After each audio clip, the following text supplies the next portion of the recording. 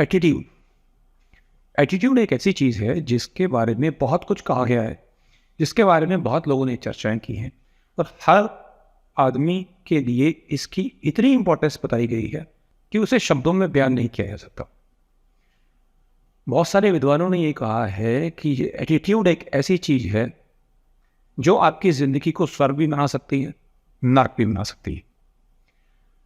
ये जो एटीट्यूड है, क्या इसे हम लेकर पैदा होते हैं? क्या एटीट्यूड उम्र के साथ साथ विकसित होता है? ऐसे कौन कौन से कारक, ऐसे कौन कौन से फैक्टर होते हैं जो हमारे एटीट्यूड को डिसाइड करते हैं? हमारे इन्वायरमेंट का, हमारे एक्सपीरियंसेस का, हमारी एजुकेशन का हमारे एटीट्यूड पर क्या फ़र्क पड़ता है? क्या एटीट्यूड को बदला जा सकता है या ये जैसा बन गया हमेशा के लिए वैसा ही हो जाता है? वो कौन सी उम्र होती है जब हमारा एटीट्यूड वास्तविकता में डेवलप हो रहा होता है? मैं शरद चौधरी आज आप लोगों के साथ जुड़ रहा हूँ इन्हीं सभी सवालों के जवाब लेकर। जब भी एटीट्यूड की बात होती है, जब भी नज़रिए की बात होती है, तो बहुत सारे फैक्टर ऐसे होते हैं जो हमारे एटीट्यूड, हमारे नज़रिए को डेवलप करते हैं। इसमें सबसे पहला रोल आता है घर का। आपका जो घर है वो आपके एटीट्यूड पे बहुत ज़्यादा असर डालता है।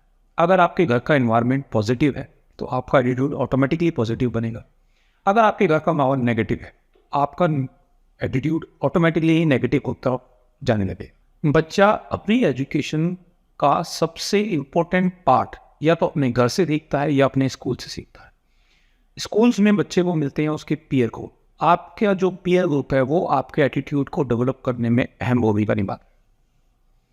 जब आप अपने स्कूलिंग पूरी कर चुके होते हैं और नौकरी करने के लिए घर से बाहर निकलते हैं, आपको जिस तरह का एटमॉस्फेयर मिलता है आपके ऑफिस में, आप किस तरह के माहौल में काम कर रहे हैं, अगर आपका माहौल, अगर आपके ऑफिस का माहौल मदद करने वाला है, आपका एटीट्यूड वैसा ही बन जाएगा। अगर आपके ऑफिस में लोग मीन मेक निकालने वाले हैं, आलोचक टाइप के हैं, आपका एटीट्यूड भी ऑटोमेटिकली वैसा ही बनने लगेगा। Media one of the most important factor. हर किसी को ये समझना चाहिए कि आपके एटीट्यूड को डेवलप करने में मीडिया का सबसे बड़ा रोल है। आपके बच्चे जो घर में अभी छोटे हैं, जिनका एटीट्यूड धीरे धीरे वक्त के साथ साथ डेवलप हो रहा है, media, TV, newspaper, YouTube, Instagram, ये सब चीज़ें आपके बच्चे के एटीट्यूड को डेवलप करने में सबसे ज़्यादा इम्पोर्टेंट रोल प्ले करते हैं। आज के टाइम में, इस 21वीं सदी में, इस 2023 में बच्चा सबसे ज़्यादा इन्हीं चीज़ों से सीखता है और इन्हीं चीज़ों से इन्फ्लुएंस होता है। हमारे एटीट्यूड पर बहुत सारा असर हमारी कल्चरल बैकग्राउंड का भी पड़ता है। हमारे जैसे कल्चर होते हैं, जैसे हिंदू फैमिलीज के कल्चर कुछ अलग टाइप के होते हैं, मुस्लिम फैमिलीज के कल्चर कुछ अलग टाइप के होते हैं। हमारी रिलीजियस बैकग्राउंड कैसा है, यानी हमारी जो धार्मिक पृष्ठभूमि है वो कैसी है, हमारे यहाँ किन किन कौन कौन से ट्रेडिशंस, कौन कौन से बिलीफ, कैसी परंपराएं और कैसी आस्था का पालन किया जाता है, इसका हमारे एटीट्यूड पर बहुत गहरा असर पड़ता है। सोशल इन्वायरमेंट, हमारे आसपास का सोशल इन्वायरमेंट, सामाजिक इन्वायरमेंट कैसा है। और सबसे आखिरी होता है पॉलिटिकल इन्वायरमेंट। पॉलिटिकल एनवायरनमेंट भी आपके एटीट्यूड को डेवलप करने में इम्पोर्टेंट रोल प्ले करता है। अफगानिस्तान जैसे देश में, पाकिस्तान जैसे देश में, जहाँ का पॉलिटिकल एनवायरनमेंट हमेशा अनस्टेबल रहता है, के बजाय उन लोगों का एटीट्यूड जो अमेरिका, ब्रिटेन, फ्रांस, जर्मनी और भारत जैसे लोगों में रहते हैं, जहाँ का पॉलिटिकल एनवायरनमेंट काफ़ी स्टेबल है, आपको एक अच्छा एटीट्यूड डेवलप करने की सहूलियत देता है। ये सारे माहौल मिलकर एक तहजीब बनाते हैं, चाहे घर हो, ऑफिस हो, दफ्तर हो या फिर सड़क हो। हर किसी की अपनी एक तहजीब होती है। क्या आपने कभी इस बात पर गौर किया है कि जब आप कोई सामान खरीदने के लिए किसी दुकान पर जाते हैं तो एक दुकान ऐसी होती है जिसका सेल्समैन बड़े तहजीब वाला, बड़े मैनर्स के साथ बात करता है। उन दुकान में काम करने वाले सेल्समैन से लेकर उसके ऑनर तक, उसके मालिक तक, सेल्समैन, सुपरवाइज़र, मैनेजर, ऑनर, सभी आपको तहजीब वाले मिले। इसका उल्टा भी उतना ही सही है। अगर किसी दुकान पर आप जाओ और वहाँ का सेल्समैन बदतमीज़ हो, उसके मैनर्स ठीक ना हो, तो आप चेक कर देखिएगा, वहाँ नीचे से लेकर ऊपर तक सभी का एटीट्यूड नेगेटिव होगा। आप किसी के घर जाते हैं और आप वहाँ देखते हैं, वहाँ पर छोटे बच्चों से लेकर माँ बाप तक सभी का जो व्यवहार है बहुत ही तमीज़ और तहजीब वाला है। इसके मुकाबले आप जब किसी दूसरे घर में जाते हैं, वहाँ आप देखते हैं कि वहाँ बच्चों से लेकर बड़े तक हर कोई कुत्ते बिल्ली की तरह लड़ रहा है। जिस देश की सरकार और राजनीतिक माहौल में ईमानदारी होती है, वहाँ के लोग भी आमतौर पर ईमानदार, मददगार और कानून का पालन करने वाले होते हैं। इसका उल्टा भी उतना ही सच है। इसी तरह से बेईमान और भ्रष्ट माहौल में ईमानदार आदमी का जीना मुश्किल हो जाता है। उसी तरह ईमानदारी से भरे हुए माहौल में किसी बेईमान और करप्ट आदमी का काम करना भी मुश्किल हो जाता है। हमें ये बात माननी पड़ेगी कि जिस देश की सरकार और राजनीतिक माहौल में ईमानदारी होती है, वहाँ के लोग भी आमतौर पर ईमानदार और मददगार होते हैं, कानून का पालन करने वाले होते हैं। क्यों? क्योंकि तहजीब हमेशा ऊपर से नीचे की तरफ चलती है, नीचे से ऊपर की तरफ कभी नहीं जाती। जिस देश की सरकार चोर होती है, वहाँ की जनता चोर होती ही होती है। और जिस देश की सरकार, वहाँ के पॉलिटिशियंस, वहाँ की पॉलिटिक्स ईमानदार होती है, वहाँ की जनता भी ऑटोमेटिक ही ईमानदार होती है। अच्छे माहौल में मामूली कर्मचारी का भी काम करने की क्षमता बढ़ जाती है, जबकि घटिया माहौल में एक अच्छा काम करने वाला एम्प्लॉय हो तो उसकी भी काम करने की क्षमता गिर जाती है। हमें थोड़ी देर रुककर पीछे मुड़कर इस बात को देखना चाहिए कि आज हम लोग अपने बच्चों के लिए, आने वाली जनरेशन्स के लिए किस तरह का माहौल डेवलप कर रहे हैं, किस तरह का माहौल उनको प्रोवाइड कर रहे हैं, कैसा माहौल उनके लिए बना रहे हैं। एक घटिया माहौल में किसी से भी अच्छे व्यवहार की उम्मीद करना मुश्किल है। अगर माहौल अच्छे से साथ ना दे तो यकीन मानिए कि जो ईमानदार आदमी होता है वो भी वक्त के साथ साथ इतना इन्फ्लुएंस हो जाता है कि वो भी बेईमान और चोर चक्का बन जाता है। ज़िंदगी में लोगों से और हालात से जैसा हमारा अनुभव होता है, उसी के अनुसार हमारा व्यवहार बदलता जाता है। अगर किसी व्यक्ति के साथ हमारा अनुभव अच्छा होता है तो उसके प्रति हमारा नज़रिया भी अच्छा होता है, और इसका उल्टा भी लगभग इतना ही सही है। एजुकेशन किसी भी आदमी की एटीट्यूड को डेवलप करने में बहुत इंपॉर्टेंट रोल प्ले करती है। अब जब हम एजुकेशन की बात कर रहे हैं तो मैं केवल डिग्रियों की बात नहीं कर रहा हूँ, बल्कि मैं फॉर्मल और इनफॉर्मल दोनों तरह की एजुकेशन की बात कर रहा हूँ। जब हम नॉलेज को एक वेल प्लान तरीके से, एक योजनाबद्ध तरीके से इस्तेमाल करते हैं तो वो बुद्धिमत्ता यानी इंटेलिजेंस में बदल जाता है और कामयाबी लेकर आता है। समाज में एक शिक्षक का रोल बहुत इंपॉर्टेंट होता है।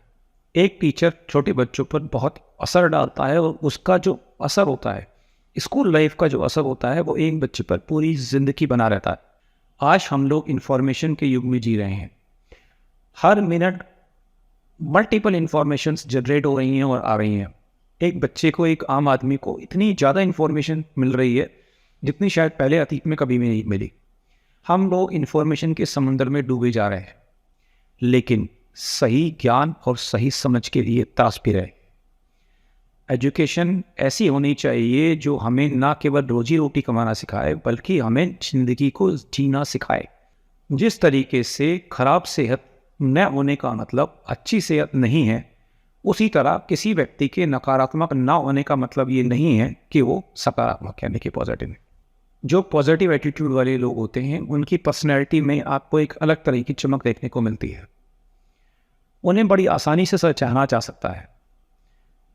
पॉजिटिव एटीट्यूड वाले लोग बहुत ही पोलाइट होते हैं, उनके अंदर गजब का पेशेंस होता है और उनका कॉन्फिडेंस लेवल अल्टीमेट होता है। वो हमेशा दूसरों का ख्याल रखने वाले होते हैं। ऐसे लोगों को खुद से और दूसरों से बड़ी उम्मीदें होती हैं और वो हमेशा सभी की हेल्प करते हैं उन्हें उनके मकसद को अचीव करने में।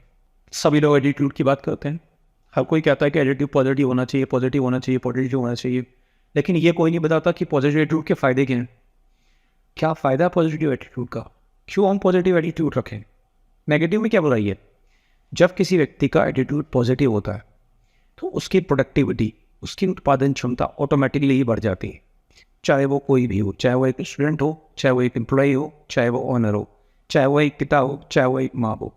हमेशा पॉजिटिव एटीट्यूड आपको मिलजुल कर काम करने की प्रेरणा देता है। जिन लोगों का एटीट्यूड पॉजिटिव होता है उनका टीम वर्क बहुत अच्छा होता है, वो अपने लिए बहुत अच्छी टीम बना पाते हैं। पॉजिटिव एटीट्यूड हमें एक प्रॉब्लम सॉल्वर की तरह खड़ा करता है, ना कि प्रॉब्लम क्रिएटर की तरह।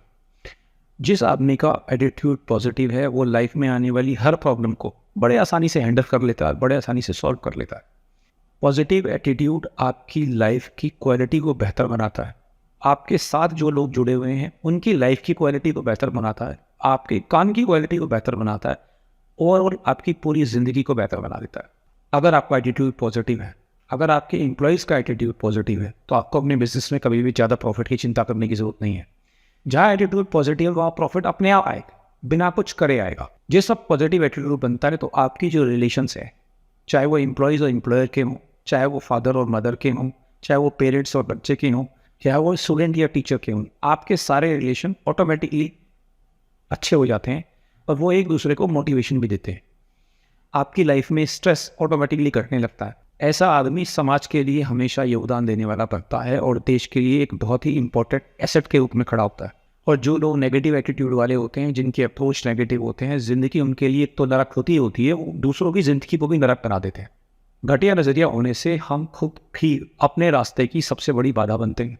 घटिया नज़रिया वाले लोगों के लिए नौकरी, शादी, दोस्ती, रिश्तेदारी, इन सब चीज़ों की कोई मायने नहीं होती।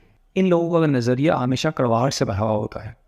हमेशा ये लोग नाराज़ रहते हैं, हमेशा बिना मकसद की ज़िंदगी जीते हैं, हमेशा सेहत इनकी ख़राब रहती है क्योंकि हमेशा अनसद बातें सोचते रहते हैं, हमेशा दूसरे के बारे को तंग करने के बारे में सोचते रहते हैं।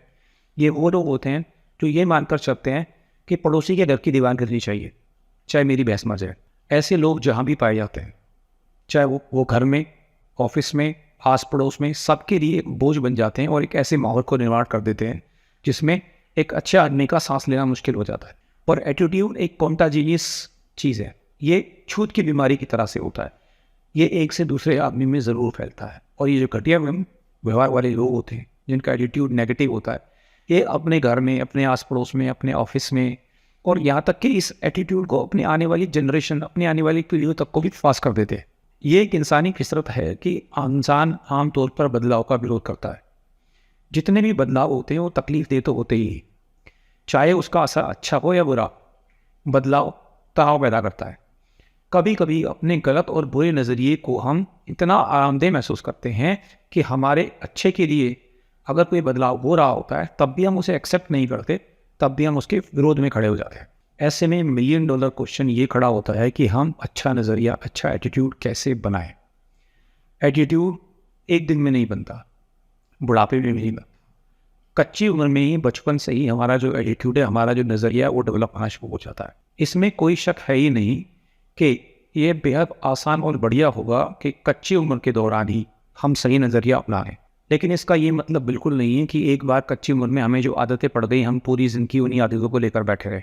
उन्हें बदला नहीं जा सकता, निश्चित रूप से बदला जा सकता है।